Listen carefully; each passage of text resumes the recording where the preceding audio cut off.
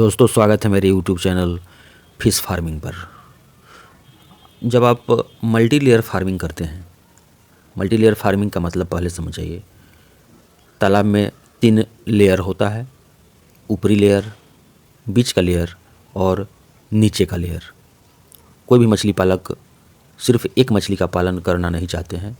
हम लोग भी बताते हैं या कहीं से भी आप वीडियो देखते हैं तो उसको देखने से पता चलता है कि तीनों लेयर के लिए अलग अलग तरह की मछलियों का पालन तालाब में किया जाता है। इसी को हम मल्टी लेयर पालन कहते हैं मल्टी लेयर फिश फार्मिंग कहते हैं दोस्तों।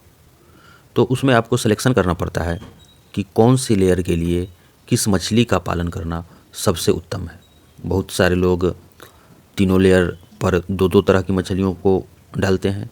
जैसे ऊपरी सतह के लिए कतला के साथ साथ सिल्वर कार्प डालते हैं, बीच के सतह के लिए और रोहू मछली के साथ साथ ग्रास कार्प मछली का सीड स्टॉक करते हैं, और निचली तली के लिए मृगल मछली के साथ साथ कॉमन कार्प मछली का भी सीड स्टॉक कर देते हैं, जिसका बहुत फ़ायदा नहीं होता है आप लोगों को। इस तरह से जब आप बीज डालते हैं तो बहुत फ़ायदा नहीं होता है।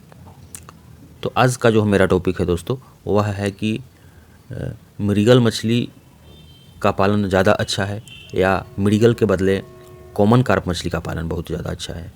किस मछली इन दोनों मछलियों में से किस मछली का सीड स्टॉक करना आपके तालाब में ज़्यादा उचित रहता है, जिससे मछलियों का भरवार अच्छा होता है। कौन सी मछली का भरवार सबसे ज़्यादा अच्छा होता है, मृगल का होता है या कॉमन कार्प का होता है।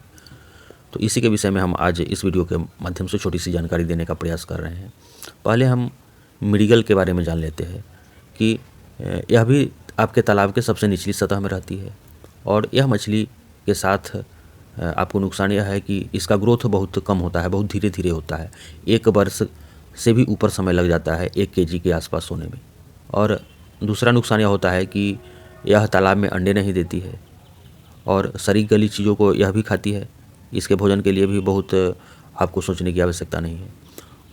उसी के अनुसार अगर आप मृगल का पालन नहीं करके अपने निचली तली के लिए कॉमन कार्प का पालन करते हैं, तो कुछ हम जानकारी कॉमन कार्प के विषय में भी दे देते हैं कि यह क्यों फ़ायदेमंद है आपके अपने तालाब में बीज डालने के लिए।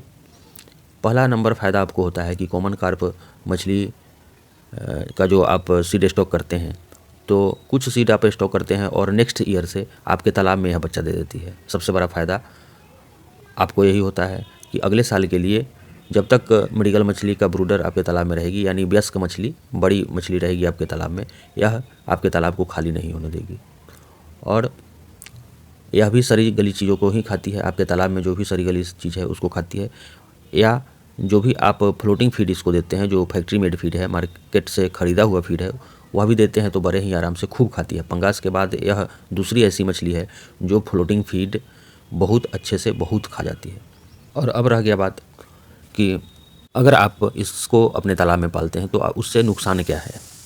आपको नुकसान कुछ है नहीं, सिर्फ हार्वेस्टिंग करने में, जिस समय आप हार्वेस्टिंग करते हैं उस समय कुछ प्रॉब्लम आता है आपको। जैसे ये मृगल मछली ऐसी है जो तालाब से आप हार्वेस्टिंग करते हैं तो जाल में ये पकड़ा जाता है, हार्वेस्ट हो जाता है। लेकिन अगर उसके जगह पर आप कॉमन कार्प का पालन करते हैं तो जब भी आप जाल चलवाते हैं, आप देखते होंगे, अनुभव किए होंगे कि आपके जाल में यह मछली नहीं आती है, यह सीधे नीचे चली जाती है और मिट्टी में जा कर के बैठ जाती है।